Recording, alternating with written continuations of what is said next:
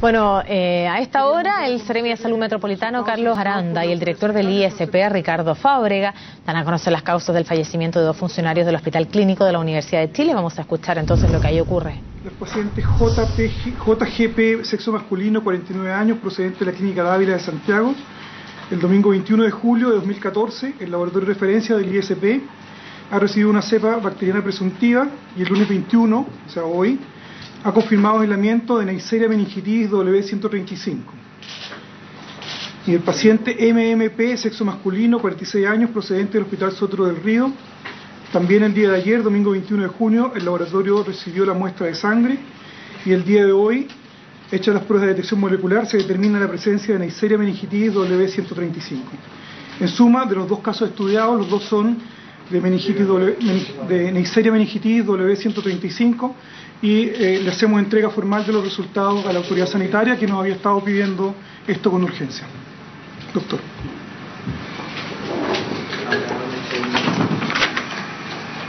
Bueno, con estos resultados hemos dado término a lo central de la investigación epidemiológica y tenemos la coherencia entre la observación de los casos, los cuadros clínicos y los resultados etiológicos. Por lo tanto, ya sabemos de qué se trata y sabemos que las medidas que hemos tomado en relación con este caso, que es el bloqueo de pacientes, el control de los contactos y el seguimiento que estamos haciendo, son todos coherentes entre sí. Desde el punto de vista epidemiológico, el hecho de que sean las mismas agentes bacterianos hace una absoluta coherencia del tema. ¿Eso es cuánto teníamos que comunicar a ustedes? ¿Si hay alguna consulta? Director, sí, estamos en vivo para Tele13. Estamos en vivo para Tele13 tarde, si es que puede reiterar de nuevo cuáles son los resultados. Los resultados que los dos pacientes que llegaron a las muestras el día de ayer son positivos para Neisseria meningitis W135. O sea, lo que la gente conoce como meningitis W. Sí. Pero en este caso no son causas de meningitis, sino de la misma bacteria que produce eso. Hasta anoche se había hablado de una meningococcemia, si es que podemos aclarar, ¿es algo distinto? No, es lo mismo que se sospechaba. Sí. ¿Pueden descartar, ¿sí? ¿Pueden descartar ustedes que el resto de la población o el resto de los trabajadores, los 33 particularmente, están en buenas condiciones y que no existe un riesgo para ellos? Sí, podemos descartarlo.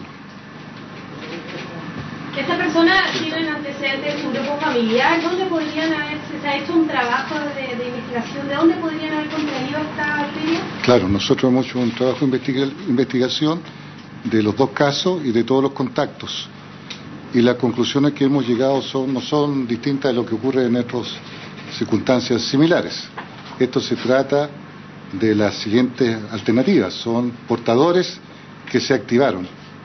Son personas que fueron contagiadas por un caso de un portador sano. O bien una persona de ellas era portadora, se activó y contagió al otro que pudo no haber sido portador. Por lo tanto, esas son las alternativas que existen dentro de la explicación del seguimiento en última instancia del inicio de este proceso patológico. Déjeme consultarle para Tele13 de nuevo. Entonces se descarta, porque muchos de los familiares están diciendo que ellos sí contagiaron la meningitis W135 dentro del hospital. ¿Eso se puede establecer? ¿Es una posibilidad? No, no es una posibilidad que esto se haya contagiado dentro del recinto hospitalario donde están los pacientes, porque no hay ningún caso que tenga esta característica bacteriológica dentro del hospital. No hay ningún caso de meningococo en el hospital, no existe, ni ahora ni hace 3 meses atrás. Por lo tanto, no es posible que se hayan contagiado de los pacientes del hospital. Doctor, ¿alguno de los pacientes, de las personas fallecidas, estaba con algún cuadro previo que lo haya tenido con las defensas bajas, algún cuadro de inmunológico que los haya hecho aceptar esta bacteria con tanta agresividad? Fueron 24 horas las que pasaron desde el contagio hasta que fallecieron. Claro, la información que tenemos de la ficha clínica es que presentaban cuadros similar a un resfrío viral. O sea, estaban con las defensas bajas, efectivamente. Es una condición de que hay una patología que puede haber defensas bajas. No es necesario que haya defensas bajas para tener un cuadro viral, pero podría ocurrir. ¿Pero sí influye lo agresivo que fue en este caso el meningococo? La bacteria meningocócica que es la misma que encontramos, se comporta clínicamente de una manera diferente dependiendo de lo que llamamos el huésped, de la persona. Son las personas que tienen ciertas características que lo hacen que esta enfermedad se transforme de una meningitis, por ejemplo, a una bacteriemia total con diseminación hematógena que hace que se produzca una falla multisistémica. Ya, una meningococcemia es una variedad de la enfermedad que depende de que la persona tenga ciertas condiciones inmunológicas o genéticas que le permiten que esto ocurra. Esa es la explicación. O sea, estas personas tenían algunas condiciones inmunológicas o genéticas que favorecieron que esto ocurriera. ¿Habría vacunas para estos trabajadores? ¿Usted ha podido hablar eso con el hospital clínico? Si es que estaban vacunados estos trabajadores, los 33, y el resto del plantel. La vacuna sobre la meningitis se utiliza en Chile a los menores de 1 año. ¿Ya? Estos son programas nacionales e internacionales. Eso es lo que ocurre en Chile. Por lo tanto, esta vacuna no se utiliza dentro del programa nacional de vacunas, y yo creo que aquí nos podría ayudar nuestro asesor ministerial del procedimiento de vacunas. Pero hay una serie de reclamos por parte de los familiares que les señalan que no estaban Está preguntando por los reclamos de los familiares. ¿Qué podría señalar usted? Ni siquiera cuánto, ni siquiera que tenía algún instituto o algún tipo de implemento que les permitiera aislarse de alguna forma ya fuera de esta enfermedad o de alguna otra. ¿Usted se refiere a los hospitales, a los funcionarios del Hospital José Joaquín Aguirre? Sí, exactamente. ¿A los funcionarios de salud del Hospital José Joaquín Aguirre? De mantención del hospital. Los trabajadores de mantención, que no son trabajadores de salud, son trabajadores de mantención. Pero ellos sí estaban en zonas en donde, por ejemplo, ellos estaban trabajando en un baño en la última jornada, pero señalaba. Claro, bueno, hay procedimientos, yo desconozco el detalle, y no es los procedimientos de trabajo, digamos, los lugares de trabajo no requieren necesariamente guantes, no es una medida sanitaria que esto ocurra así. Pero no hablamos solo de guantes, hablamos en general, y solo le he dado un ejemplo, no hablamos solo de guantes, pero lo que dicen las familias es que no tenían las condiciones para poder trabajar, digamos, destinar al trabajo. Bueno, existen regulaciones para el funcionamiento de los lugares de trabajo, ya sea en hospitales, en otros lugares, que hay normativas. Yo desconozco si hay alguna falla en ese sentido. No tengo antecedentes de la conversación que he tenido con los funcionarios de la dirección del hospital o con otras personas de respecto de que eso pudiera ocurrir. Pero el problema... Disculpe.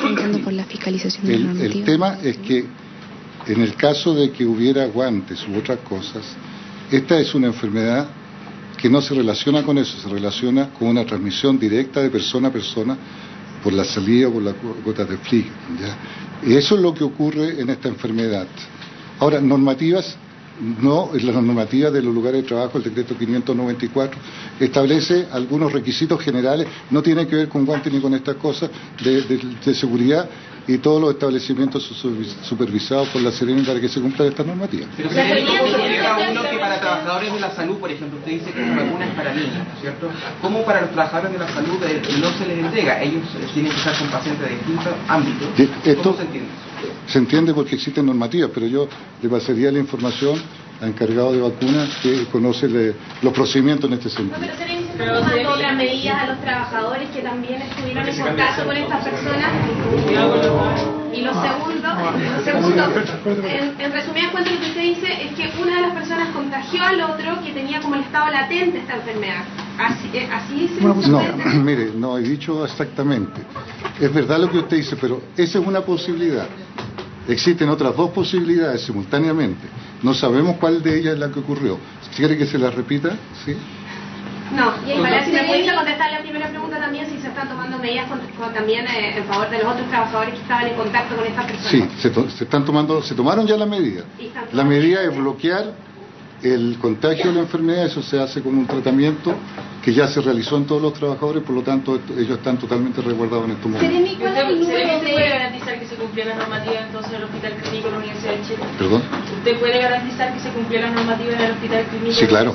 Las normativas del hospital se están cumpliendo, sí. Así usted podría descartar que esto no se debió, por ejemplo, al foco de contacto haya sido los baños donde ellos estuvieron trabajando en las últimas jornadas, porque hay una funcionaria, dirigente al funcionario, decía que ellos estuvieron trabajando en conjunto en el mismo lugar durante una jornada y eso pertenecía a un baño. Claro, mire, le voy a reiterar, en el sentido de que esta enfermedad no se transmite de persona a persona, no se transmite a través de las paredes, de los baños, de otros lugares, digamos, de otra manera. Solamente persona a persona se transmite la enfermedad. Esta bacteria vive solamente en la faringe de los seres humanos que son portadores sanos. Cuando sale de ahí se destruye, desaparece, se muere. ¿Ya? Entonces son los portadores sanos los que llevan esta enfermedad de una persona a otra.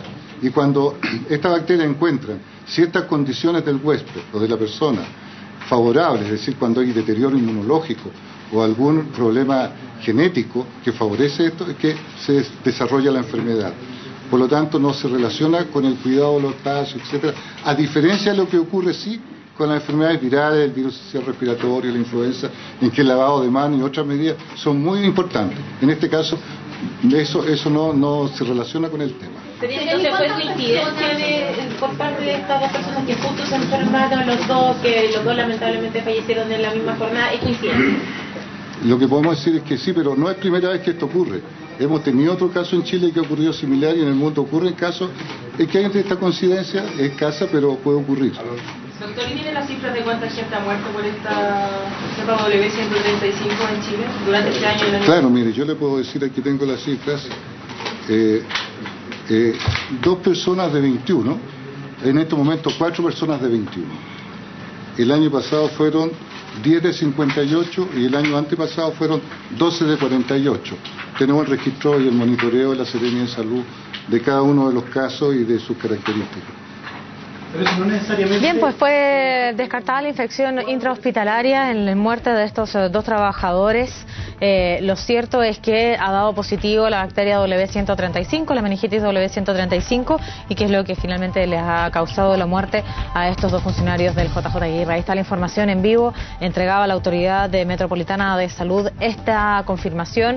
El resultado de los exámenes arrojan entonces positivo la bacteria W135, y ahí he explicado también cómo se puede dar el proceso de contagio, en este caso de esta bacteria. Vamos al corte, a la pausa, ya volvemos.